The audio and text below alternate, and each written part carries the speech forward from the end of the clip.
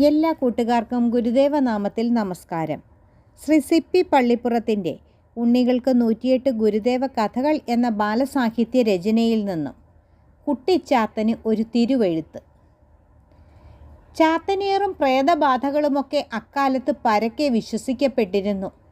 തെറ്റായ ചിന്തകളിൽ നിന്നും തെറ്റിദ്ധാരണകളിൽ നിന്നുമാണ് അവയിൽ പലതും ഉണ്ടാകുന്നതെന്നും സ്വാമി മനസ്സിലാക്കിയിരുന്നു. അഞ്ചുതെങ്ങിൽ സാമാന്യം പണശേഷിയുള്ള ഒരു പെരേര പാർത്തിരുന്നു. അയാളുടെ വീട്ടിൽ ചാത്തൻ ശല്യമുണ്ടാക്കാൻ തുടങ്ങി. ഒരു ബേക്കറിക്കട അയാൾ നടത്തിയിരുന്നതും അതുകാരണം തകരാറിലായി. ചാത്തനേറു മൂലം പെരേരയ്ക്കും കുടുംബത്തിനും ഉറങ്ങാൻ കഴിയാത്ത മട്ടായി. പേടികൊണ്ട് അവർ ഓരോ ദിവസം കഴിയും തോറും ക്ഷീണിച്ചു വന്നു. കുട്ടിച്ചാത്തൻ്റെ ഉപദ്രവം മാറ്റാൻ എന്താണൊരു വഴി? പെരേര പലരോടും ചോദിച്ചു. ശ്രീനാരായണ ഗുരുവിനെ ചെന്ന് കണ്ടാൽ എല്ലാ ഉപദ്രവവും മാറും. വെറുതെ മന്ത്രവാദികളെയും കൂടോത്രക്കാരെയും കണ്ട് നേരം കളയേണ്ട. പെരേരയുടെ ഒരു സ്നേഹിതൻ ഉപദേശിച്ചു. അയാൾ ഒരു സ്നേഹിതനെയും കൂട്ടി ഗുരുദേവനെ കാണാൻ പുറപ്പെട്ടു. എന്താ വന്നത്? എന്തു വേണം? ഗുരു അന്വേഷിച്ചു. വീട്ടിൽ ചാത്തനേറ് തുടങ്ങിയിട്ട് കാലം കുറേയായി. കൂടോത്രവും മന്ത്രവാദവും ഒക്കെ പലവട്ടം നടത്തി. അതുകൊണ്ടൊന്നും ചാത്തൻ അടങ്ങിയിരുന്നില്ല.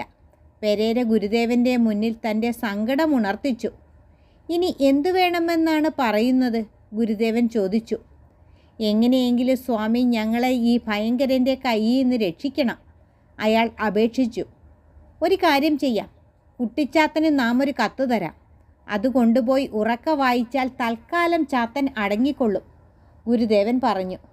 സ്വാമി അപ്പോൾ തന്നെ ഒരു കത്ത് തയ്യാറാക്കി. ശ്രീ കുട്ടിച്ചാത്തൻ അറിവാൻ. ഈ കത്ത് കൊണ്ടുവരുന്ന പെരേരയുടെ വീട്ടിൽ കടന്ന് മേലാൽ യാതൊരു ഉപദ്രവവും ചെയ്യരുത് എന്ന് നാരായണ ഗുരു. ഗുരുദേവൻ കത്ത് പെരേരയുടെ കയ്യിൽ കൊടുത്തിട്ട് പറഞ്ഞു. ഇനി ഒട്ടും വൈകേണ്ട, കത്തുമായി വേഗം പൊയ്ക്കൊള്ളൂ. കുട്ടിച്ചാത്തൻ വരുന്ന സമയം നോക്കി മനസ്സിലാക്കി വായിച്ചോളൂ, എല്ലാം ശരിയാവും. കത്തുമായി പെരേര വേഗത്തിൽ വീട്ടിലെത്തി. വീട്ടിലെത്തിയ ഉടനെ കുടുംബാംഗങ്ങളെയെല്ലാം വിളിച്ച് സാക്ഷി നിർത്തിക്കൊണ്ട് അയാൾ കത്ത് ഉറക്കെ വായിച്ചു. പാവം കുട്ടിച്ചാത്തൻ, അവൻ പിന്നെ ഒരിക്കലും അവിടെ കടന്ന് ശല്യമുണ്ടാക്കിയിട്ടില്ല. പെരേര ഈ കത്ത് വളരെ കാലം ഫ്രെയിം ചെയ്ത് സൂക്ഷിച്ചിരുന്നു അത്രേ.